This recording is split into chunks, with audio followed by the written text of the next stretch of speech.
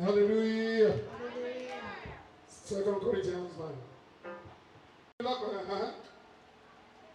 Kì í ṣe àfẹkúṣe. Kò ń ṣàfẹ́kúṣe ìkórè tèmi. Ìdílé gbọ́dọ̀ má ṣe. Kò ń ṣe àgbẹ̀rọ̀ má ṣe. Nítorí Ọlọ́run fẹ́ nínú ọlọ́rẹ̀. Ọlọ́run fẹ́ onínú dídùn àti ọlọ́rẹ̀. Hallelujah. Hallelujah. Mo fẹ́ prepare mind ẹ tó ló fẹ́ wọnú ògo tuntun lọ. Pé ohun tó bá ṣe níwájú Ọlọ́run lónìí, o ò ṣe lásán torí pé èrè wà fún oníṣẹ́. Ọlọ́run máa sọ padà fún ẹ. Ọlọ́run kò kì í jẹ́ èèyàn ní gbèsè ohunkóhun. Mo gbàdúrà lórúkọ Jésù. O ò ní náwó dànù. Mo ní ò ní ṣàṣe dànù. Mo ṣàmì ò ṣàmì. O ò ní ṣàṣe dànù nínú ìjọ yìí. Kò sí àlejò nínú ìjọ náà gbogbo alọ́wọ́ nílé.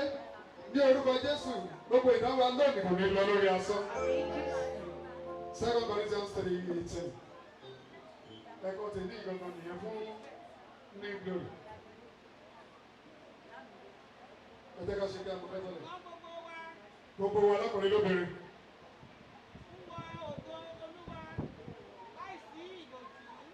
Second Corinthians 3:18. Okay.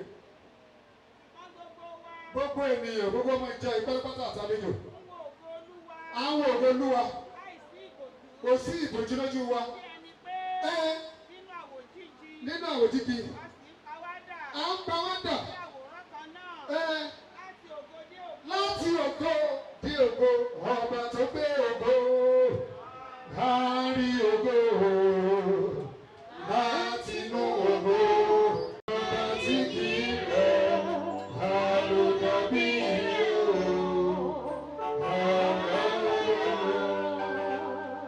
Ọlọ́run prepare lẹ̀ fún ògo tuntun. God is preparing you for a new glory. Nínú ìjọ yìí, ìlérí wà, májẹ̀mú dẹ̀ wà, pé bí ó bá ṣe ìfẹ́ Ọlọ́run ní tòótọ́, ìgbà tí akọrin kọrin lẹ́ẹ̀kan, bí ẹ bá lísìn dáadáa, because most of the time, a kàn máa ń gbọ́ orin, a máa ń jó ni. Nígbà tí a ń kọrin ìwàásù, wọ́n sọ pé ká múra sí iṣẹ́ tá a bá ń ṣe. Ìwọ tó ń ṣèké, ìwọ tó ń bá tènìyàn jẹ́, ìwọ tó ń pànìyàn, ìwọ tó ń ṣe ohun tí ò tọ́ níwájú Ọlọ́run. Àsìkò rẹ̀ tó máa yí padà, tó máa ṣe ìfẹ́ Ọlọ́run torí mo fẹ́ wọnú ògo tuntun lọ. Ọlọ́run kò dẹ̀ rí ẹ̀ṣẹ̀, ó lè wọnú ògo pẹ̀lú ẹ̀ṣẹ̀. Ó máa dènà ògo yẹn. A gbọ́dọ̀ kọ ẹ̀ṣẹ̀ wa sílẹ̀. A gbọ́dọ̀ wá Ọlọ́run rí ní kíkún. A gbọ́dọ̀ ṣe ìfẹ́ Ọlọ́run ní tòótọ́. Ẹ̀sìn ẹ, ó gbọ́dọ̀ pé níwájú Ọlọ́run. Ìwà ẹ̀ṣẹ̀ gbogbo, a gbọ́dọ̀ kọ̀ sílẹ̀.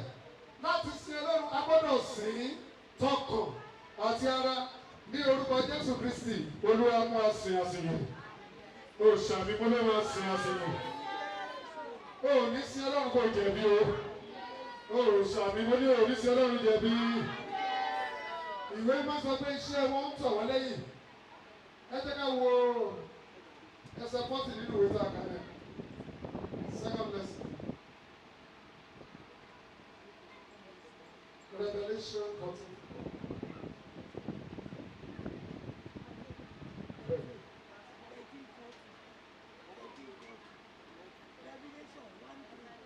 Revelation 14.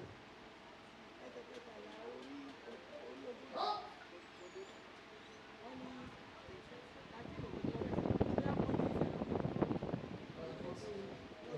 14:13. Mo gbọ́ nǹkan látọ̀run wá. Ó wí pé kọ̀wé rẹ̀ alábùkún ni fún àwọn òkú tó kú nípa ti Olúwa. Bẹ́ẹ̀ ni ó wí. Tó ṣe ọjọ́ lógo, tó ṣe Ábúráhámù lógo, tó ṣe Sárà lógo, tó ṣe bàbá ọ̀ṣọ́fà lógo, tó ṣe Ṣọlá púpọ̀ lálógo, à ń ṣe é lógo. Ó ṣàmì mo ló máa ṣe é lógo. Ó ṣàmì dáadáa ó máa rógo lò. Àti wọ́n àtàwọn ọmọ ẹ máa rí ògo lò. Ní orúkọ Jésù wíwá sí orí òkè yìí lónìí, ò ní wá lásán. Ó dẹ̀ ní padà sílé lọ́wọ́ fún un. Bẹ́ẹ̀ ló máa rí. Jésù Olúwa wa. Hallelujah. Hallelujah. Hallelujah. Ìrẹ́ tó fẹ́ wọnú ògo tuntun lọ́wọ́ ìjẹ́ lọ́wọ́ lókè. jẹ́ ìrànwọ́ ẹ̀ ló fẹ́ wọnú ògo tuntun ó fẹ́ wọnú ayọ̀ tuntun bó o sí bí táwọn ọmọ ẹ̀ ò sí bí ó fẹ́ kí àwọn ọmọ ẹ̀ wọnú ògo tuntun pariwo hallelujah. Yorùbá ní èèyàn máa ń da omi síwájú kó tó tẹ ilẹ̀ tútù. Then by the time we are doing the seventh year nínú ìjọ yìí bí ọ̀pọ̀lọpọ̀ àwọn ọmọ ìjọ yìí ó kéré jù mẹ́ta mẹ́rin wọ́n máa fi owó ránṣẹ́ láti ìlú òyìnbó.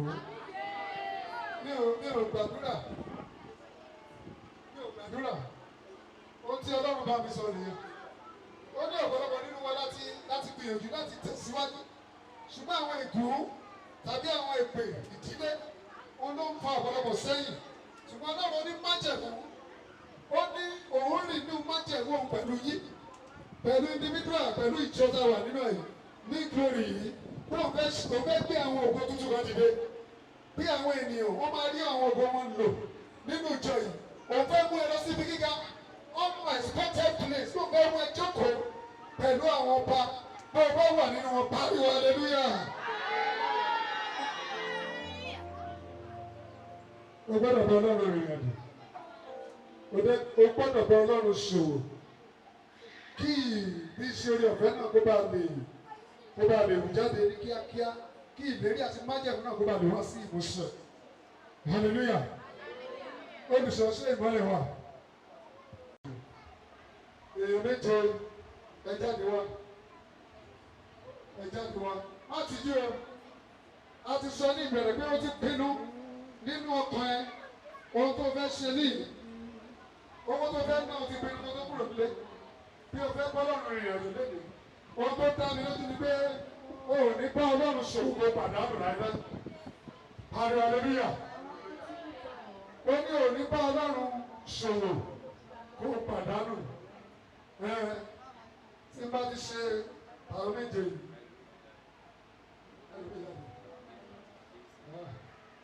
Olùṣọ́ ẹ̀fọ́ mi báwo la fẹ́ ṣe? Èèyàn méje ni Ọlọ́run náà sí.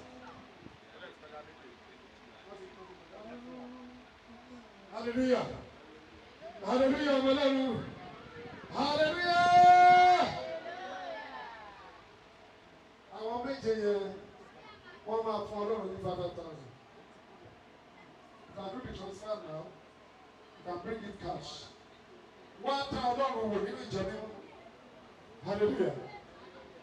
Fáwọn kò sì rí pé Olúwa fáwọn kò sì rí pé. Hallelujah. Àwọn méje ni Ọlọ́run rán mi sí. Ẹnájú. Ó ní ọ̀fẹ́ yẹn olùsọ ẹ̀jẹ̀ jẹ́ ká fún gbogbo ẹ̀jẹ̀ ká fún gbogbo wọn. Ẹ̀yin ọmọ ìjọ ìwé Jóòbù sọ fún wa. Ó ní ohun tí ènìyàn bá ní ló máa fi ṣe pàṣípààrọ̀ ẹ̀mí ẹ̀. Look at the beautiful testimony tí olùsọ give ní àárọ̀ yìí. Báwo la fẹ́ ṣe? Káàkiri pé olùsọ àbẹ̀rẹ̀ sí pé fóònù orígun wà pé. Ṣùgbọ́n lẹ́yìn tó ti mọ̀ pé láti bẹ̀rẹ̀ ó náà ò ní fi wá sílẹ̀. Mo gbàdúrà lórúkọ Jésù Olúwa ní fi yín sílẹ̀. Olúwa ní fi jọ̀rọ̀ sílẹ̀. Ẹ jẹ́ pé ìmọ́lẹ̀ yẹn ẹ jẹ́ ká fún gbogbo ènìyàn. Ẹ yọ kankan ẹ fún gbogbo ènìyàn 1,000 péré ní kí àwọn ènìyàn kan fún wọn ẹ fún gbogbo ènìyàn. Ó yẹ fún ẹ fún ọ 1,000. Wọ́n tó fẹ́ rògbò lò 1,000 just 1,000. Àwọn tó wà wájú 5,000 wọ́n fẹ́ fún ọ lónìí torí tí wọ́n ń lọ sórí pẹpẹ.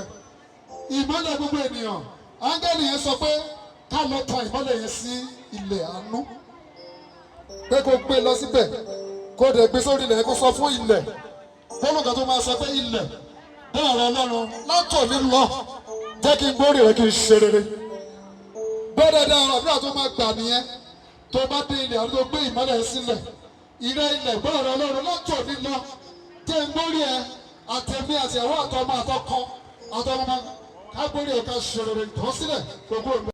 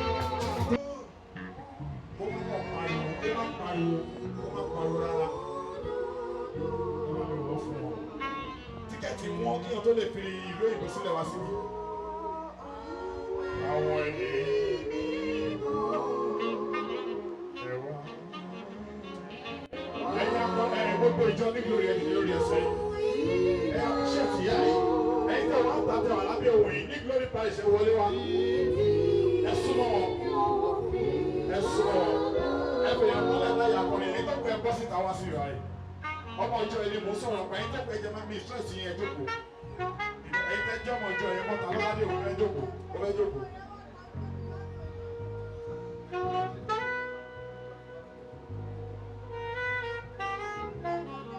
ẹ jẹ́ kí n pe bàbá àjí kọ́kọ́ bá mi súre fún wọn kékeré dájú kọ́kọ́ bá mi súre fún wọn ní wọn bá kékeré.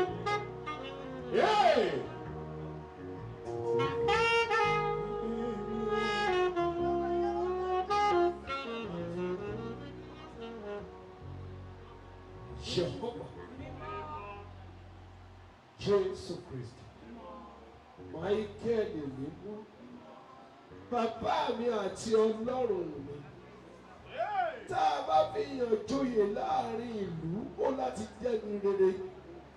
Wọ́n fi yín jẹ ìyá àjọ nínú ìjọ Glory New Glory lórúkọ Jésù ọmọ ẹni kúkú òjijì. Ohun tó ti dára ò ní bàjẹ́, ìjókòó á dá a sí, ilé tẹ́ fi sílẹ̀ ò ní dàrú. Lẹ́yìn ìkórè àjálù ibi ò ní jálù yìí. Wọ́n lẹ́ ti náwó ẹ ti nára. Wọ́n gbé aṣọ ògo ńlá wọ̀nyí. Àwọn akọ́lá gbé wọ̀nyí. Àwọn ìjọkọ́ ló gbé wọ̀nyí. Jésù Kristi ló gbé wọ̀nyí. Aṣọ náà ní gbóná mọ́ yín lára. Kò ní ya. Ní àṣẹ bàbá. Ní àṣẹ ọmọ. Ní àṣẹ ẹ̀mí mímọ́. Kó sọ̀kalẹ̀ bí àdàbà. Kó balẹ̀ yín. Wọ́n á gbé aṣọ wẹ́lòmíì. Ìgbéraga balẹ̀ àjọra ẹ̀ lójú. Màmá lórúkọ Jésù ẹ̀ ní jọra yín lójú. Gbogbo ibi tí ẹ bá náwó sí, tẹ́ ẹ náwó sí, tẹ́ ẹ náwó sí lórúkọ Jésù kò ní bàjẹ́. Ọdún tó ń bọ̀, ọdún tó ń bọ̀, ọdún tó ń bọ̀, Ọlọ́run ẹ̀ṣọ́ máa gbé ìjọba báyìí lọ. Mi ò ní wá ìjọ yìí tì, mi ò ní wọ́n olùṣọ́àgùtàn tì, ògo Ọlọ́run abúyọ. Jésù Kristi Olúwa wa. Ẹ bá mi ṣàlélúyà méje tó nílẹ̀. Bá mi gbé wa bọ́lá ṣe fún pẹpẹ bá mi gbé wa ẹ jẹ́ bá mi ṣe fídíò eléyìí tó máa lè sẹ́ǹdì ẹ̀ sí mi fóònù ti kú mi ìlọlé láti jẹ̀ta sọ fún lọ́pọ̀ sísọ fóònù ti kú bí a máa yọ àpọ̀ kí ló wà ń bẹ̀ ní ti ẹ̀ mọ́ ẹ jẹ́ bá ń pe àwọn ọmọ kéékèèké ní Glory Parish wa ó láìkí ọmọ pa ìyá ẹ ó láìkí ọmọ pa ọmọ ni ó tó bọ́ ti àti ọmọ kéékèèké mo mọ iye swíìtì tí mo ti rà lókè ẹ̀rọ ẹ bá mi lọ tọ́jú àwọn ọmọ oúnjẹ ibi ìgbà yẹn náà mo tó ti bẹ̀rẹ̀ àwọn ọmọ ẹ bá wá àwọn ọmọ yẹn wá bí wọ́n ti ẹ̀ pọ̀ bóyá girama ìgbà yẹn ló máa left àbí bóyá ókè ibi tó rúkọ yẹn wà látọkàn mi láti ìgbà tí ṣọ́ọ̀ṣì ti dúró mo ti ń gbé kí mo máa ṣe fóbìnrin yìí o tó rúkọ ẹ̀ ò ní kúrò ní ṣọ́ọ̀ṣì yìí o mi ní sọ ọkọ tó máa ń ṣe ó ti búlọ̀kù ẹ̀ nìyẹn tí wọ́n ti fi lè sọ pé ó máa hàn. ọmọ ní Glory ẹ máa bọ̀ yá ẹ máa bọ̀ nígbà fún yẹn yá ẹ dúró yá ẹ túdà. Orúkọ Jésù. Orúkọ Jésù. Orúkọ Jésù. Ẹ̀mí mímọ́ kó sóre fún yín. Bá a ṣe fi ń ṣe yẹ èso. Gbogbo àwọn ọmọ náà ní kó mọ́ yín lọ́wọ́. Kí ẹ̀mí mímọ́ kó máa darí yín. Kó máa pèsè fún yín. Owó tẹ́ fi tọ́jú àwọn èso náà, ọ̀run kó máa pèsè rẹ̀. Ẹ ní dààmú. Jésù Olúwa wa. Ya do abam gbe ya yi bisola ya alágẹ̀dẹ̀ oya ẹ bá mi lọ àánú Ọlọ́run gbé yín láti èdè lọ ẹ fi ìnira ṣe fún un mọ́ ìrọ̀rùn ló máa bọ́ sí mo ẹgbẹ́ yìí sọ̀rọ̀ sí Mike wọ́n ẹ̀ máa sọ àdílé mi àti láti 9.7 ẹ̀ sọ sí tv ó fẹ́ mọ̀ ṣé yìí tó kí ni wọ́n ti máa lọ yáwó sí because November yìí a gbọ́dọ̀ ní instrument chọ́ọ̀chì bó ṣe jẹ́ takoni akọrin tó mọrin kan tó ṣọ́ọ̀ṣì àti tó mọrin jù wá lọ ní gbogbo Lagos ó lè má ju 10 lọ. ọ̀pọ̀ níbi ìjọba ní glory. ọba tó yẹ ká lọ́jọ́ yìí sí ìrèlè àwọn akẹ́gbà.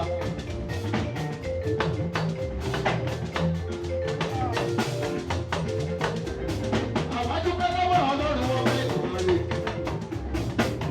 ọba tó jẹ́ kó ṣeé ṣe àjọ̀dún kìíní àjọ̀dún kejì ọdún kẹta rè òjò ní fọlọ́run lóòrùn ọ̀rọ̀. àwọn adúgbò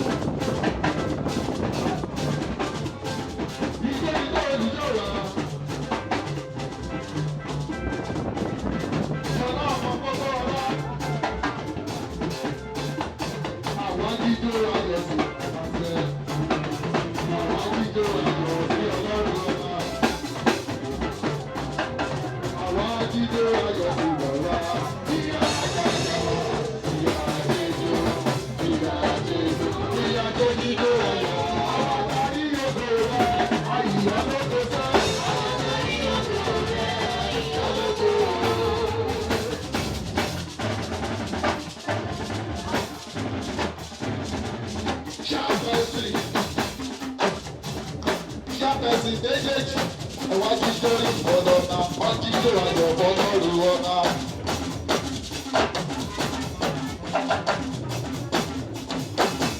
Òtúnráyọ̀ ó jíjó ọ̀pá sẹ́lẹ̀dùn ọ̀rẹ́ ìwọ́pá tó dá sí oyè ó jíjó ọ̀pá ọmọ abíyọlá. Ọmọ nílò ìyá ọwọ́ yídà ẹ̀jẹ̀ ká lọ́wọ́ yìí.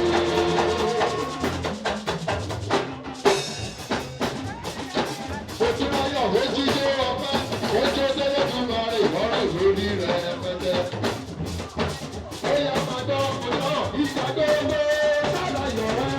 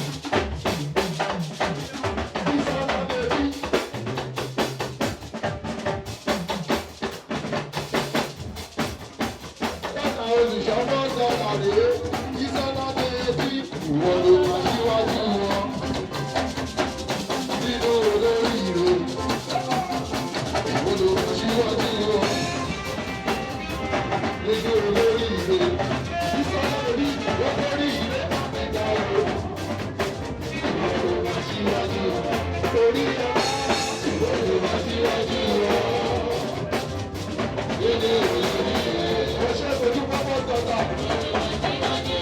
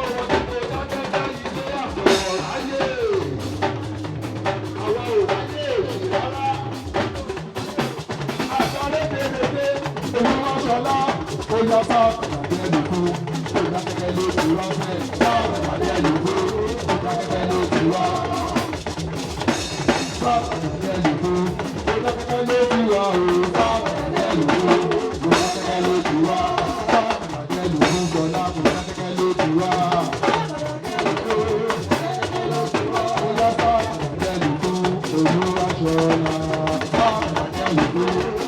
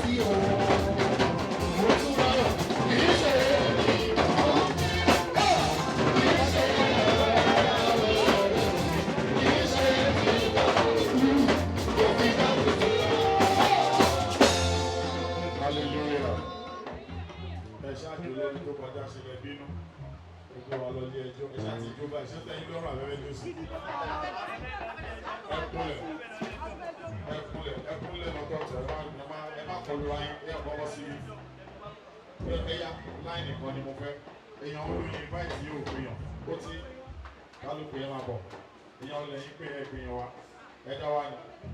ta ló tẹ̀lé ya Lizzy wa kó máa bọ̀ o ta ló tẹ̀lé yín wa Mọ́láyọ̀ ta ló tẹ̀lé yín wa ṣé bàbá tó dirun yẹn bàbá yẹn lè ti ẹ pè wọn kó máa bọ̀ bàbá tó tẹ̀lé kí lọ́mọ yìí sí mo sẹ́ẹ̀sì ta ló tẹ̀lé yín wa ní ìtẹ̀dá yín mọ̀ lẹ́nu orí ọ̀fẹ́ lọ ta ló tẹ̀lé yín wa ọkọ ẹ̀dá táyé dà táyé táyé èṣèdì ṣé ìdáná omi.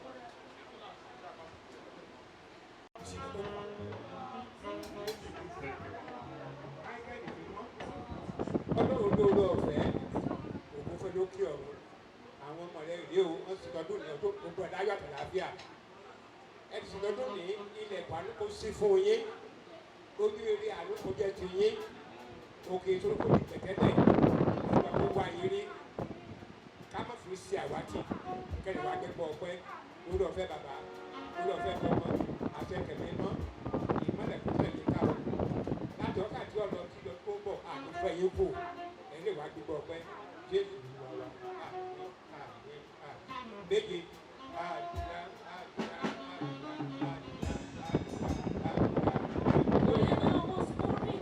àwọn ẹjọ yá mi ẹfọn níjọba ọ̀rọ̀ ó ti dé ẹgbẹ́ ọ̀nà ìṣẹ̀lẹ̀ máa ó dé ní lágbọ̀n ẹni lórí ẹ ṣe lè má bọ̀ ẹ máa gbé kí ọ̀rọ̀ ọkọ̀ ẹ̀rọ ló lè ní ìṣòyè.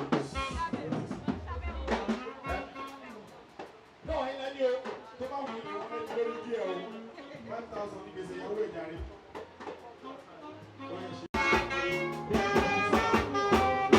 ìyá àjọ àti ẹ máa jọ wà ẹ máa jọ wà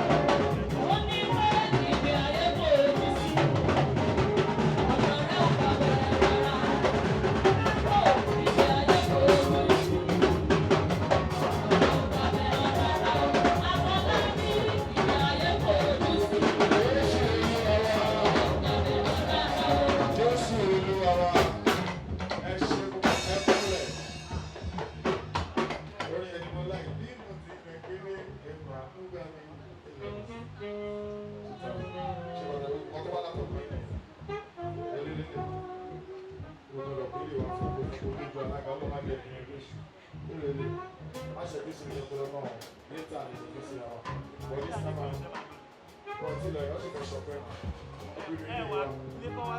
wọ́n kọ́ wá bẹ jó àwọn lọ́lẹ̀ assist yìí náà. lọ́dún lọ́ba àwọn padà wọ́n sì máa gbé ilé wa bá mi lé ẹ lọ. ayò ìwò léyàn èmi fúnra mi mọ ètò mo lè fi sí. báwo la dé lóde lọ́wọ́lọ́wọ́ lórí ẹ̀mí ó ní ìlú ọbẹ̀.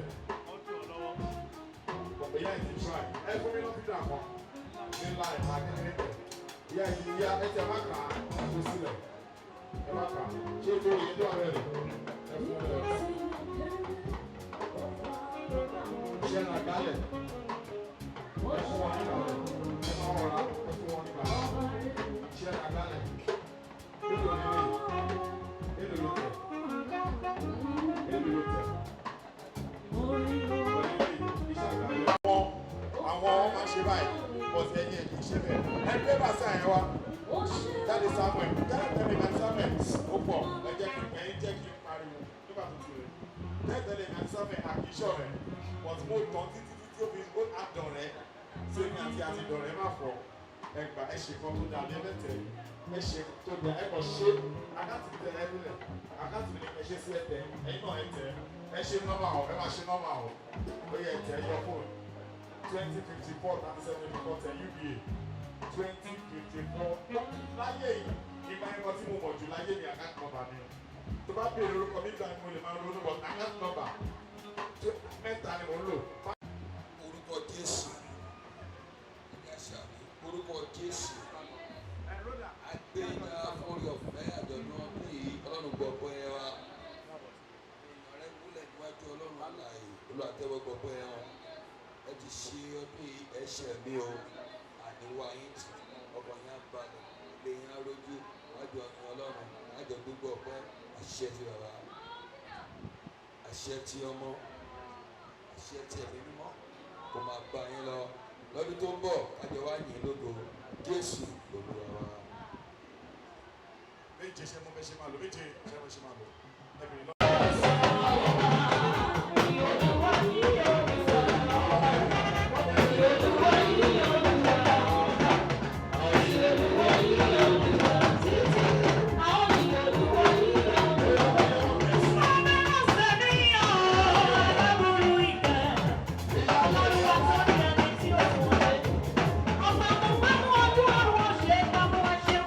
Títí ayé mi ṣàkóso àyàn lóko.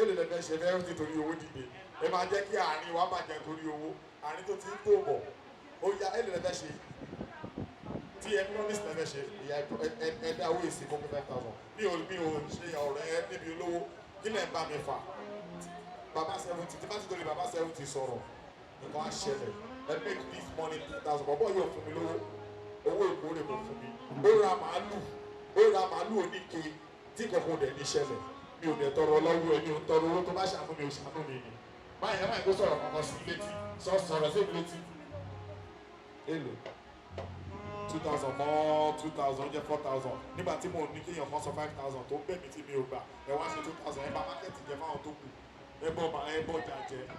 ó gbà yín lórúkọ Jésù Ọlọ́run àkókò fún yín ẹ ṣọdún ìnáwó ṣèpọ̀lọpọ̀ láì nínú ọ̀gbọ̀n ńlá àṣẹ tí wọn tí ọmọ tọlọ́rẹ̀ tán ó níbẹ̀ kó ṣe bẹ́ẹ̀ kó ṣe é lùgbà ìgbàgbé Jésù Kristi méje o.